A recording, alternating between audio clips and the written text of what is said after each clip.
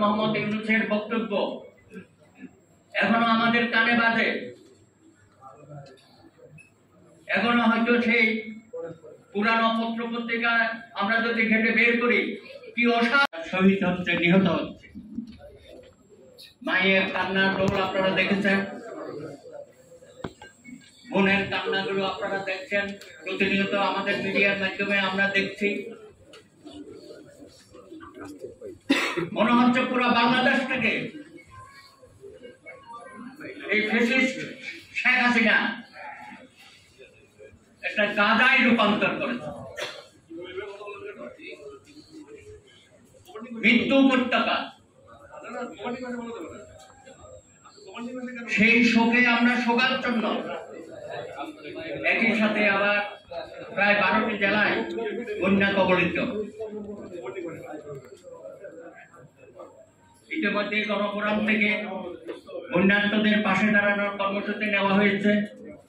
চট্টগ্রামে আমরা আংশিক কাজ হয়েছে, আগামীকাল আরো 2-1টা জেলায় যাওয়া হবে এবং এটা অব্যাহত থাকবে।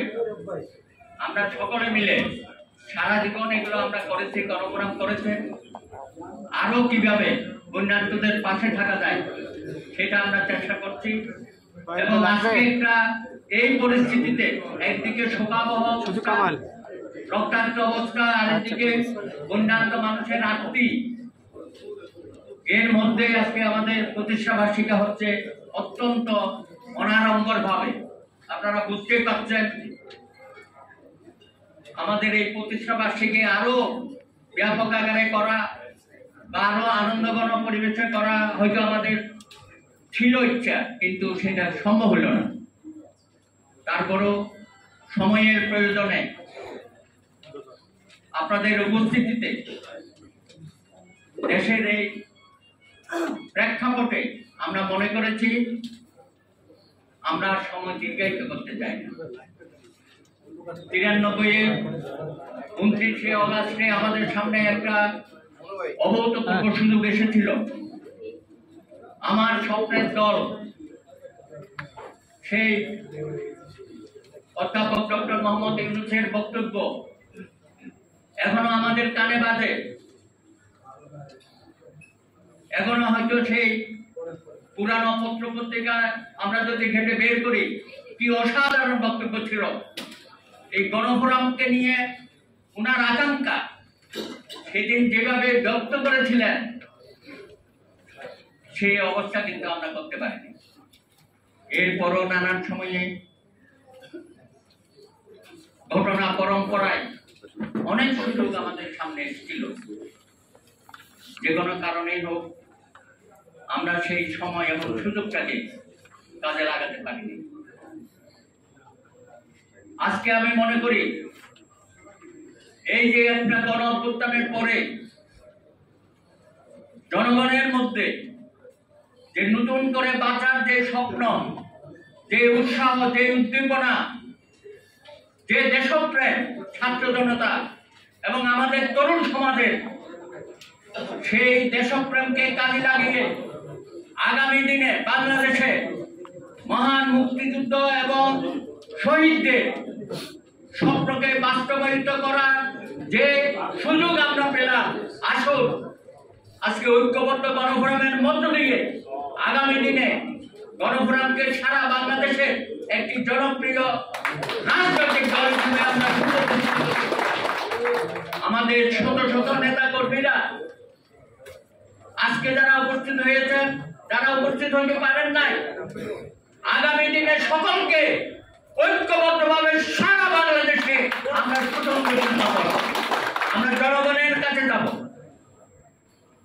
আমরা নেতা কর্মী সৃষ্টি করব। আমরা আগামী দিনে রাজনৈতিক যত ঘটনা আসুক সব ঘটনায় আমরা নেতৃত্ব দেব।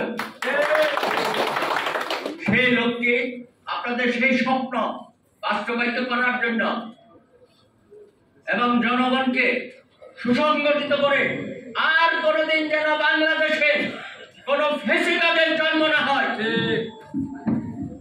কোন স্বৈর শাসকের জন্ম না হয়, সেজন্যই আপনাদের সকলকে গণফোরামকে ঐক্যবদ্ধভাবে অতন্ত্র প্রহরীর মতো কাজ করতে হবে।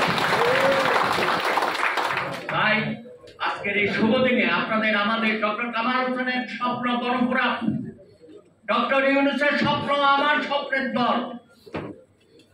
সেই লোককে আমরা দ্ব্যর্থহীন ভাষায় সকলে মিলে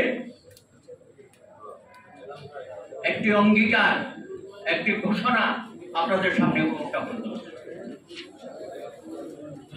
ঐক্যবদ্ধ গণফোরাম আজ 29শে আগস্ট 2024 গণফোরামের 31তম প্রতিষ্ঠা দিবসে যৌথ ঘোষণা।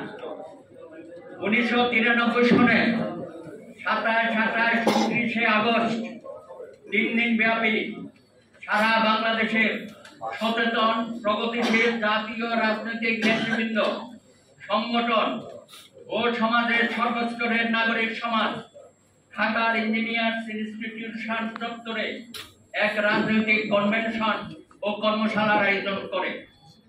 জাতীয় কনভেনশনের সমাপ্তি 29শে আগস্ট 1993।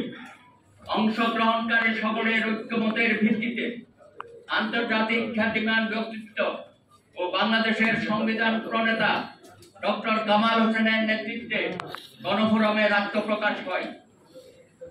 সুদীর্ঘ 31 বছর গণফোরামের অগণিত নেতাকর্মী, মেধা ও শ্রমের সমন্বয়ে এবং ডক্টর কামাল হোসেনের আপসীর নেতৃত্বের কারণে গণফোরাম আজকে দেশের সকল রাজনৈতিক কর্মকাণ্ডে সম্পৃক্ত থেকে একটি জনপ্রিয় রাজনৈতিক এবং আদর্শিক দল হিসেবে সুপ্রতিষ্ঠিত হয়েছে।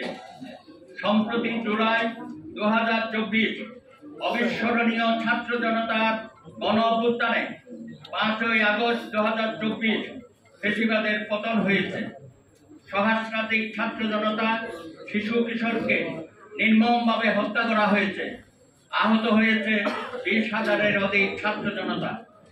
এই পরিবর্তনের মাধ্যমে দেশ এবং জাতির সামনে এক অভূতপূর্ব সম্ভাবনার দ্বার উন্মোচিত হয়েছে। গণফোরাম সফল গণ অভ্যুত্থানের অঙ্গীকার এবং সত্যিকার স্বাধীনতা ও মুক্তিযুদ্ধের চেতনা ও মূল্যবোধের দেশের সকল জনগণের কাছে পৌঁছে দেওয়ার লক্ষ্যে প্রতিশ্রুতিবদ্ধ। 31 বছরের ধারাবাহিকতায় গণফোরামের সকল পর্যায়ের নেতাকর্মী, সংগঠক ও সমর্থকদের পক্ষ থেকে আমরা আজকের এই শুভ দিনে আমাদের প্রতিষ্ঠাতার সভাপতি ডক্টর কামাল হোসেনের উপস্থিতিতে গণফোরাম ঐক্যবদ্ধভাবে সকল স্তরে রাজনৈতিক, সাংগঠনিক ও সামাজিক কার্যক্রম অব্যাহত রাখার অঙ্গীকার ও প্রতিশ্রুতি ব্যক্ত করে। এই ব্যাপারে আপনাকে সবাই একমত আছি?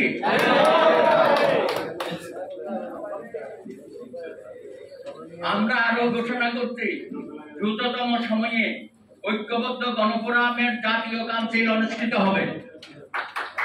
এটা আমাদের একটা ঐতিহাসিক দলিল। ডক্টর কামাল হোসেনের সম্মতিতে